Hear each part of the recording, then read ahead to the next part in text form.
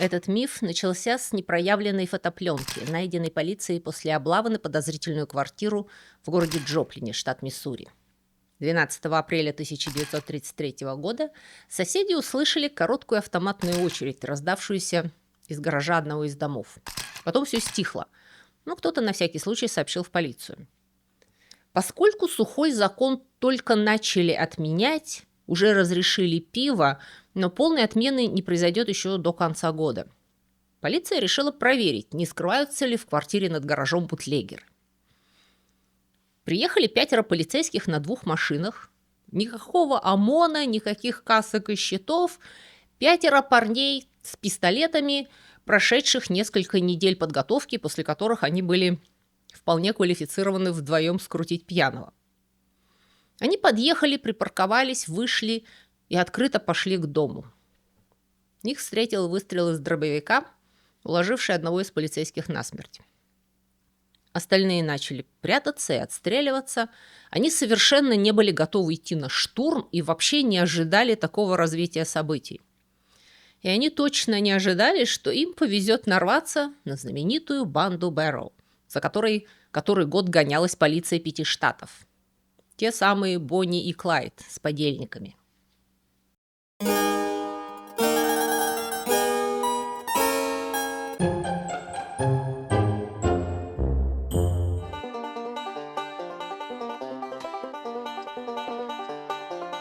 На тот момент банда насчитывала всего 5 человек. Бонни Паркер, Клайд Бэрроу, его старший брат Бак, только что вышедший из тюрьмы, жена Бака, Бланш, дочь священника, до сих пор не понимавшая, как ее угораздило вляпаться в эту жизнь, и 16-летний У.Д. Джонс, считавший Клайда героем и пытавшийся во всем ему подражать. 6-м членом банды была белая собачонка по имени Снежок. В Джоплине они остановились, чтобы отдохнуть. Месяцы жизни в бегах, ночевок в машинах и палатках, на хот-догах и в воде из колонки всех достали. Хотелось бы хоть несколько ночей поспать на нормальной кровати, поесть горячей пищи, помыться и переодеться, выдохнуть. Вот они сняли квартирку в 2 спальни с кухней, начали заказывать еду из трактира, отсыпаться, играть в карты. Девушки даже сходили пару раз в кино, купили столовые приборы, рамочки для фотографий, какие-то дешевые бусы, пепельницу. Это совершенно не было похоже на шикарную жизнь кинематографических гангстеров. Но это было лучше, чем обычно. Отдых испортил Клайд, нечаянно выпустивший очередь из своей автоматической винтовки, когда чистил ее в гараже. У них был целый арсенал с собой. И категорическое нежелание возвращаться в тюрьму. Когда они увидели полицию, причаливающую к дому, они немедленно открыли огонь. Полицейские не были бог весть какими профессионалами, но и бандиты тоже не отличались ни организованностью, ни стратегическими талантами. Полуодетые девушки в панике метались наверху, парни внизу полили наугад, все заволокло дымом. Снежок с истерическим лаем выбежал наружу, за ним бросилась Бланш в ночной рубашке. В конце концов, Клайду удалось запихать всех, включая перепуганную собаку, в свой Форд В8. Он буквально протаранил полицейскую машину, перекрывавшую им выезд, и вылетел на дорогу. Им снова удалось уйти, оставив за собой одного мертвого и одного раненого полицейского и прорву улик. Когда полиция пришла в себя и вошла в квартиру, они нашли там оружие, документы, гитару Клайда, стихи Бонни и непроявленную фотопленку. Эти снимки появятся в газетах. Они произведут сенсацию и останутся в истории.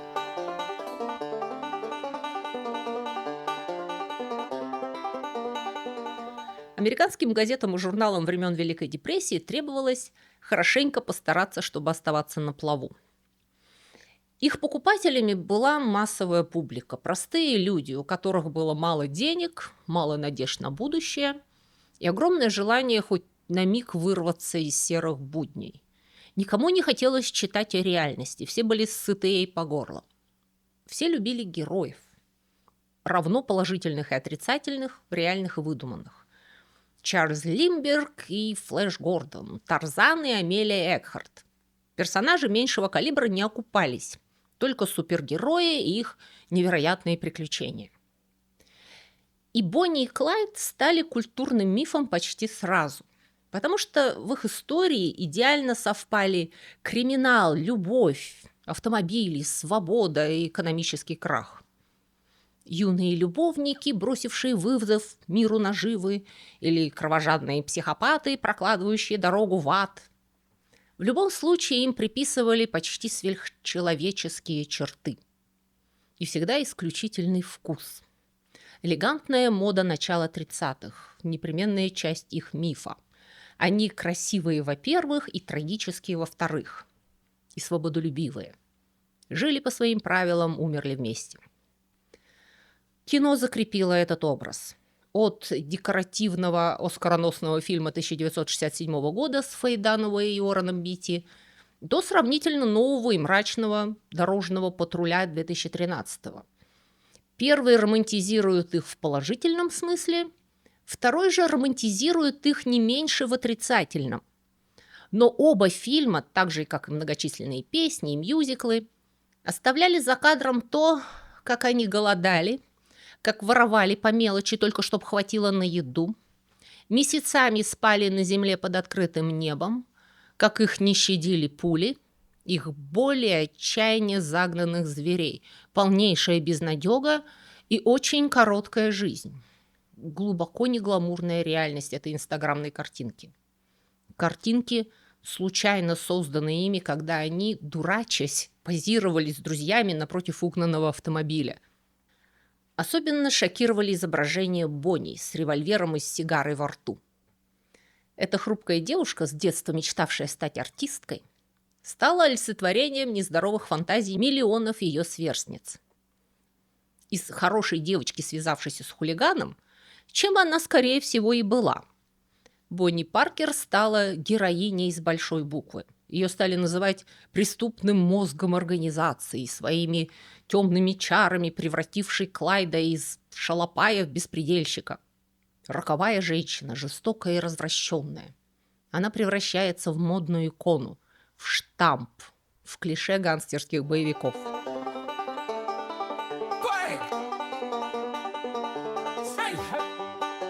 Эта роковая женщина была 1,50 м ростом и весила 44 килограмма в лучшие годы. В школе она была отличницей, выступала в самодеятельности, любила журналы про кинозвезд, подрабатывала официанткой и тайком кормила нищих через заднюю дверь своего кафе, рискуя, между прочим, потерять работу. Мама всегда говорила ей, что она особенная, лучше других, красивая, талантливая, умная, что ее ждет интересное будущее, что она, несомненно, вырвется из унижения, нищеты, из трущоб западного Далласа, из вонючего дыма цементных заводов. При этом она не знала точно, кем она станет. Поэтессой, артисткой, кинозвездой, писательницей. Но что-то непременно случится, что выдернет ее из прозаической реальности и унесет к звездам. Между тем, реалистичные варианты будущего для девушки ее круга сводились к работе на фабрике, службе официанткой или продавщицей, или выйти замуж за работягу и завести кучу детей. Бонни сделала первую попытку стать героиней романа, выскочив замуж в 15 лет за местного пижона. Но очень быстро поняла, как ошибалась. Ее великая любовь оказался бабником и пьяницей, отнюдь не билетом в красивую жизнь. Но ее фантазии из-за этого не развеялись. Они стали отчаянием. А потом она встретила на вечеринке Клайда Бэрроу. Он не был красавцем, как ее муж, но зато в нем было то, чего не хватало другим парням вокруг. Плюгавый и щуплый Клайд вел себя как человек, который знает, чего хочет, и умеет этого добиться. Он одевался с иголочки, вел себя уверенно, и у него была классная машина. Ну и что краденая. Все потом неоднократно задавали вопрос, как хорошая примерная девушка спуталась с этим гопником. Может быть, потому что он предложил ей Жизнь настолько далекую от банальности, насколько возможно. Шанс стать взаправду героиней бульварного чтива. Может быть, она сбежала с ним от невыносимой скуки. А может быть, в тихом омуте черти водятся, и Бонни всегда была пираткой, просто это не сразу стало очевидно.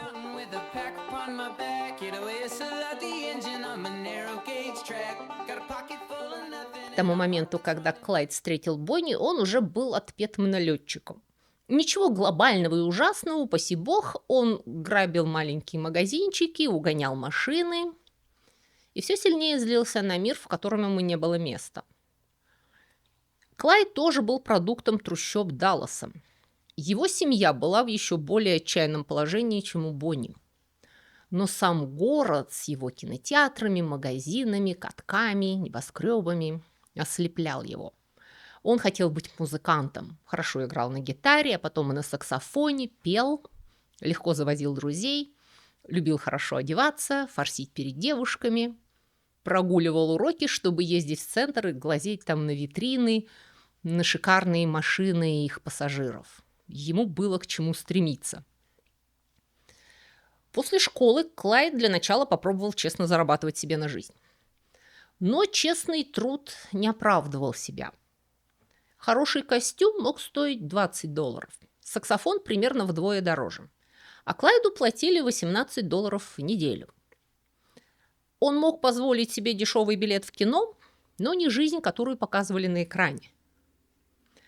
Клайд видел, как его отец, сборщик металлолома, возвращается домой изможденный, а потом вечерами чинит лачугу, в которой ютится их семья.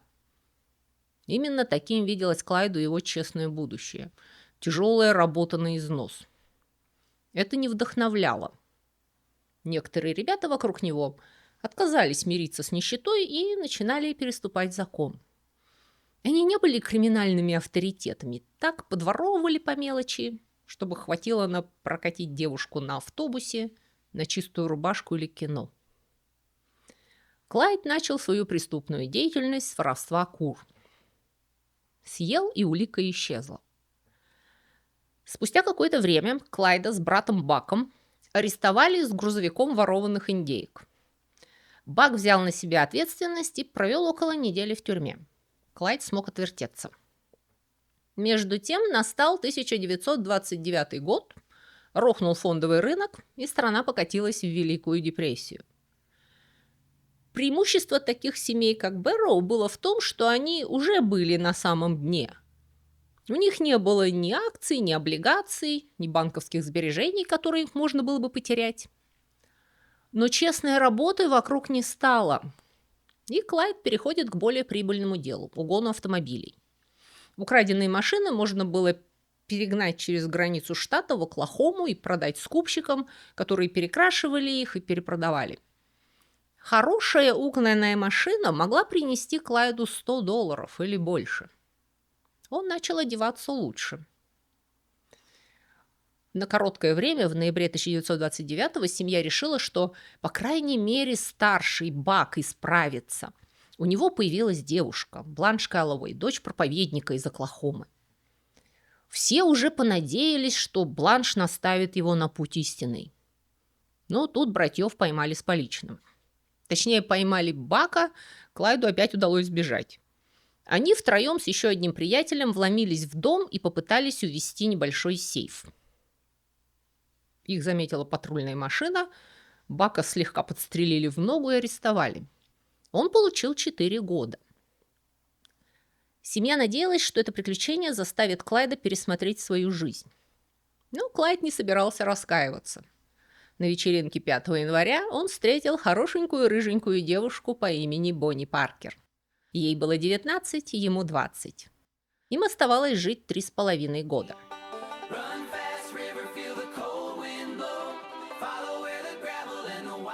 Это, несомненно, была любовь с первого взгляда. Он станет героем ее трагического романа, а она его музой. Он будет рисоваться перед ней, а она своим восхищением толкать его все дальше и глубже. Он будет рисковать жизнью, но не бросит ее, и она будет отвечать ему тем же. Вскоре после их знакомства Клайд был арестован за кражу со взломом. Бонни каким-то образом передала ему пистолет. Клайд попытался сбежать, но был пойман и отправлен в техасскую тюрьму. Точнее, это была печально знаменитая тюремная ферма Истхэм. Фактически каторга. Очень жестокое место. Многие считают, что эта отсидка сломала Клайда. Тюрьма ожесточила его, психически изуродовала. Из шпаны он превращается в беспредельщика. Он поклянется, что никогда больше не сядет, лучше умрет. И он затаит ненависть к тюремной системе и конкретно Истхэму, которые впоследствии приведут его к смерти. Эта его отсидка станет также важной для Бонни. Она его дождется. Она могла бы бросить его и вернуться к нормальной тихой жизни. Но нет. Клайд сделал ее настоящей героиней, и она останется с ним до конца. Они не начали грабить банки, как в кино. Это тоже красивая легенда. Вот это спесивое Я мисс Бонни Паркер. Это мистер Клайд Бэрроу. Мы грабим банки. Это все фуфло. Они грабили то, на что могли замахнуться. Замахнуться они могли не на многое. Продуктовые магазины, заправочные станции, парикмахерские, мелкие мастерские и бесконечные чужие машины. Знаменитый гангстер Джон Диллинджер называл их жалкими сопляками, которые позорят имя гангстера. Диллинджер имел слаженную команду профессиональных преступников и грабил банки систематически и успешно, беря хорошую добычу. Бонни и Клайд трясли деньги с мелких бизнесов на бензин и еду. Легенда превратила их в таких Робин Гудов эпохи Великой депрессии. Народных героев, которые грабили богатых, но никогда не трогали простых людей и убивали только защищаясь. Но это просто неправда. И первым человеком, застреленным Клайдом, был злосчастный лавочник, не пожелавший просто сидеть смирно, когда у него брали кассу. Они пытаются сформировать банду, но их компания так и не стала организацией, скорее табором на колесах, вечно в бегах. Благо ФБР было еще в пеленках, и чтобы уйти от преследования полиции, достаточно было пересечь границу штата. Поэтому Клайд так любил быстрые машины. В конце концов, к началу 1933 года Бак выходит из тюрьмы, и знаменитая банда Бэрроу окончательно сформировалась. Клайд, Бонни, Бак, Бланш и Уда Джонс. Развлекаясь с фотокамерой вокруг очередной краденой машины в Джоплине, они обеспечили полицию, публику и историю фотографиями, ставшими одним из любимых символов Великой депрессии. А потом их жизнь стремительно покатилась к катастрофе. Напоминаю вам поставить лайк и подписаться на мой канал.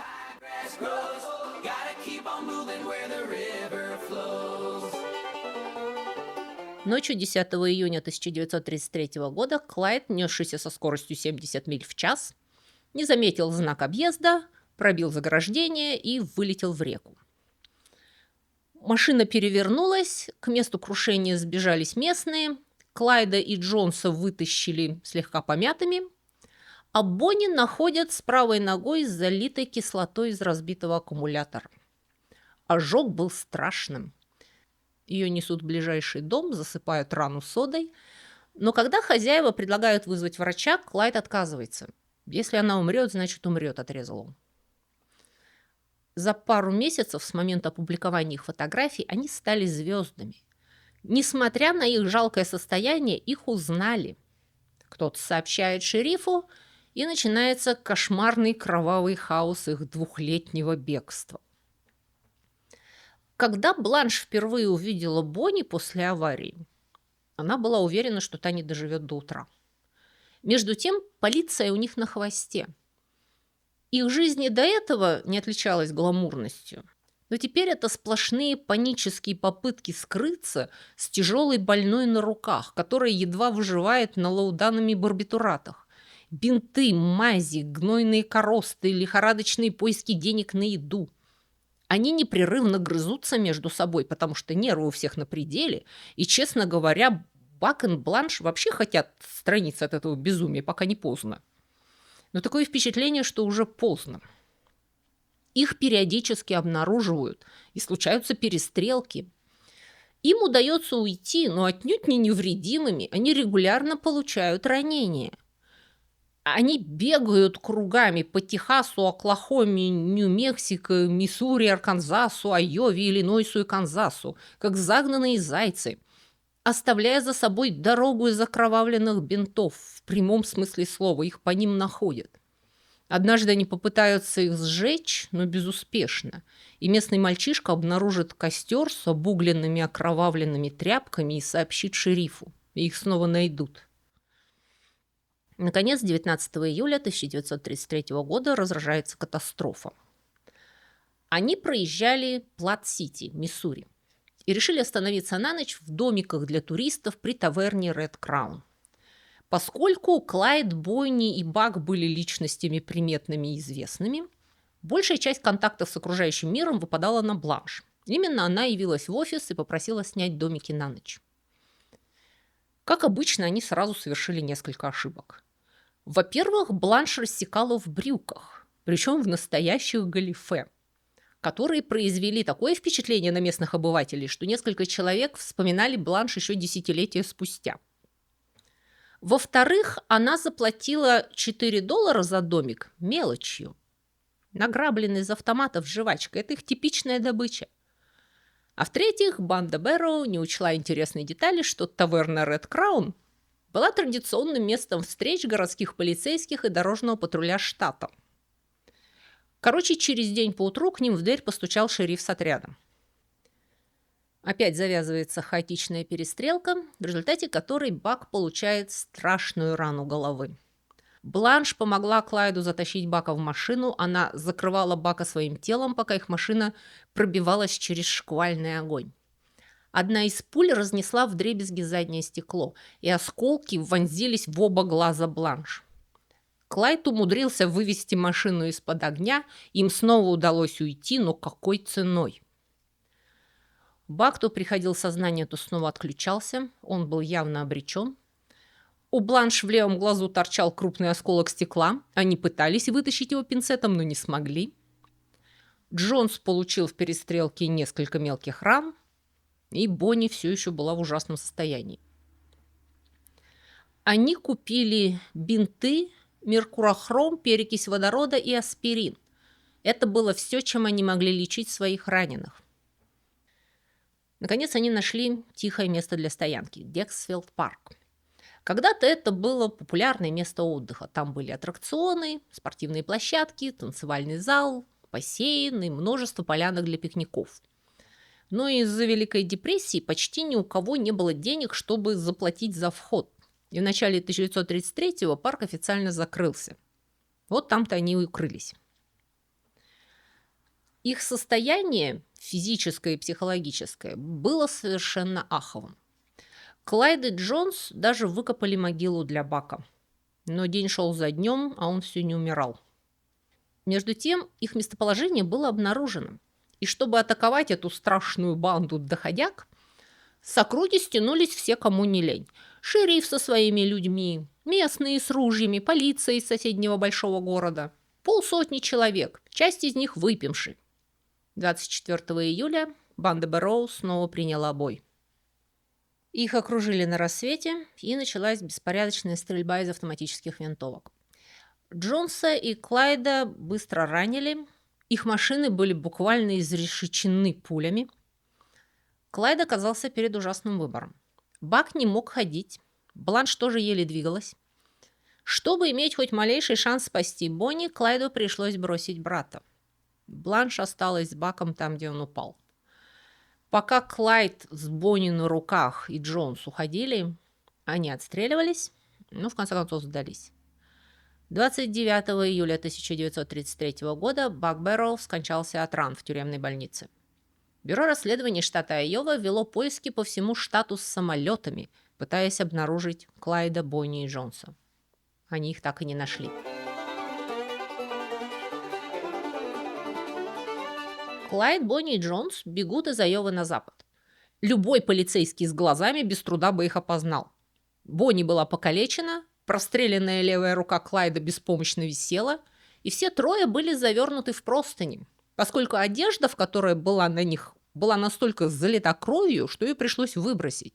Все, что у них нашлось, это просто не обнаруженные в угнанной машине. Они в прямом смысле слова прорезали в середине дыры и напялили их как пончо. Самые знаменитые преступники Америки, воплощение гламура 30-х. Они мечутся зигзагом, стараясь сбросить с хвоста погоню. Деньги они добывали постоянной чередой ограблений в маленьких городках. Добычи едва хватало на еду, бензин и какую-то одежду. Клайд, как одержимый, стремится домой. Но только в первую неделю сентября измученная троица наконец добралась до западного Далласа. Клайд и Бонни не видели своих 4 месяца. Семьи были потрясены видом Бонни. Она была похожа на скелет и совсем не могла ходить. Клайд вынес ее на руках из машины, ее положили на землю на разосланное одеяло. Раньше они приезжали к родным с подарками и деньгами, теперь они сами нуждаются в заботе и помощи. Никто не питает иллюзий об их будущем. Родители Клайда даже не ставят надгробие на могиле Бака, потому что ждут, что скоро рядом придется хоронить и Клайда. Клайд не возражает, он даже сам придумывает надпись для их общего могильного камня. Бонни начала много пить, она растеряла всю свою привлекательность. Мать пытается уговорить ее уйти от Клайда и сдаться властям, но Бонни непреклонна. Да, она знает, чем все это кончится, но она хотела умереть вместе с Клайдом. В трущобах неприязнь к властям и принципы не выдавать своих были сильны. Их долго не могли поймать, хотя они держались неподалеку от дома. Поскольку от Бонни теперь не было никакого толку, Клайд начал вербовать новых членов банды. И у него не было проблем найти желающих. Но придурки, которых он вербовал, его только позорили. Однажды они увидели, как несколько пожилых женщин играют в крокет на лужайке перед домом. Один из клайдовских новобранцев подбежал к ним и, размахивая пистолетом, потребовал ключи от их машины. В ответ 2 дамы начали колотить его крокетными молотками, кто-то вызвал полицию, и избитого налетчика арестовали. Возможно, поэтому Клайд организует печально знаменитый побег из тюрьмы своим старым друзьям. Истхэм не был тюрьмой в современном понимании этого слова. Это была тюремная ферма. Заключенные работали на открытом воздухе под конной охраной. Клайд провел в этом заведении 1,5 года и вынес неумолимую ненависть к Истхэму. Это будет его личная месть системе. План был примитивным до смешного. Ночью Клайд проник на территорию и припрятал оружие в условных местах. Утром 16 января, когда заключенных вывели на работу, друзья Клайда нашли припрятанные пистолеты, обстреляли охранников и пустились в бега. Клайд прикрывал их отступление огнем из пулемета. 5 заключенных сбежали, 2 охранников были ранены, 1 из них скончался. Этот наглый налет сделает банду Бэрроу врагом номер 1, как для всей правоохранительной системы Техаса, так и лично для его губернатора Мириам «Мамы» Фергюсон. Да, губернатором Техаса была женщина. Это был ее 2-й срок. Она возвращает с пенсии знаменитого техасского рейнджера Фрэнка Хэммера и говорит ему в фас.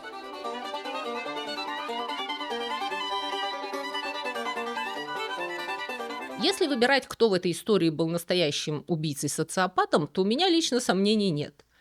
Клайд и Бонни убили за свою карьеру 12 человек. Хэммер от 53 до 70, никто не знает точно. Техасские рейнджеры в ту эпоху имели очень скверную репутацию. Самосуд и жестокость были составной частью их эффективности. Но у них были и полевые навыки выслеживания добычи. Вместо того, чтобы гоняться за Бонни и Клайдом, как в кровавом «Ну, погоди», он изучил их привычки. Он понял, что, несмотря на их постоянные перемещения, они следовали предсказуемым схемам. Его стараниями пресса перестает позиционировать Бонни и Клайда как новых Робин Гудов и начинает говорить о них как о жестоких, неконтролируемых убийцах, которых нельзя выгораживать. И они оправдывают это мнение. Бонни и Клайда гонят по стране, как бешеных собак, и они совершенно теряют последние остатки здравого смысла и человечности. Если в начале года они брали заложников и отпускали с миром, когда минует опасность, то теперь они стреляют первыми на поражение. Множится количество убитых. У них кончались места, где они могли отсидеться. Луизиана, где жил отец одного из их последних подельников, Генри Метвина, была одним из считанных оставшихся штатов, где они еще не наследили. Хэмер это очень хорошо осознал, и он надавил на отца Метвина, пообещав его сыну пощаду, если тот поможет ему поймать Клайда. А Бонни они надеялись сдастся сама, если они его убьют. И Метвин пошел на сделку. Засада была организована на пустынной сельской дороге.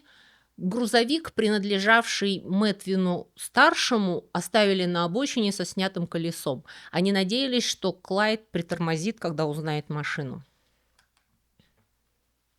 Перед рассветом 23 мая 1934 года 6 человек с автоматическими ружьями спрятались в кустах у дороги и стали ждать. Они ждали несколько часов. Наконец они услышали звук приближающейся машины. То, что произошло дальше, длилось всего несколько секунд. В форт было выпущено более сотни пуль, чтобы наверняка. Бонни Паркер было 23 года, Клайду Бэрроу 24. Они навсегда перешли в мир легенд. Там, где они не голодные, оборванные, изможденные, истекающие кровью, а красивые, романтичные, стильные, прическа волосок к волоску, и все ими восхищаются. А медиа продолжает превращать хаос, насилие и горе в узнаваемый бренд. На сегодня у меня все. Берегите себя. До новых встреч.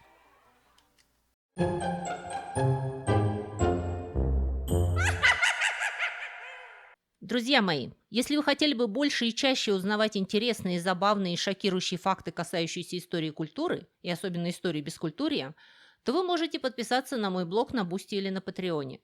Эти два блога абсолютно одинаковые. Я там пишу одно и то же. Просто Бусти умеет принимать оплату российскими платежными средствами, а Patreon принимает разные международные кредитные карточки. На этих блогах я почти каждый день публикую занимательные рассказы с картинками. Это на первом уровне подписки. На втором же уровне вы также получите доступ к дополнительным коротким видео на темы, которые в YouTube не опубликуешь, и к полным вариантам некоторых еженедельных видео, опять же, с такими подробностями истории бескультурья, которые не подходят для широкой аудитории. Оставляю на ваше решение, смотреть их или не смотреть в компании детей и внуков. Опять же, если вам не нравится вся эта реклама, которую в вашей стране вставляет в мои видео YouTube, то это еще одна причина подписаться на блоги, потому что там я размещаю субботние видео без рекламы и на 15 минут раньше. И последнее, но не по важности, причина подписаться на мой блог – вы тем самым поддерживаете этот канал и даете мне возможность все мое рабочее время посвящать вам. Приходите ко мне на Бусти или на Patreon, у нас там собирается замечательная душевная компания настоящих бескультурников. Ты что тут делаешь? Чай пью? А на сегодня у меня все. Всего вам доброго и до скорых встреч.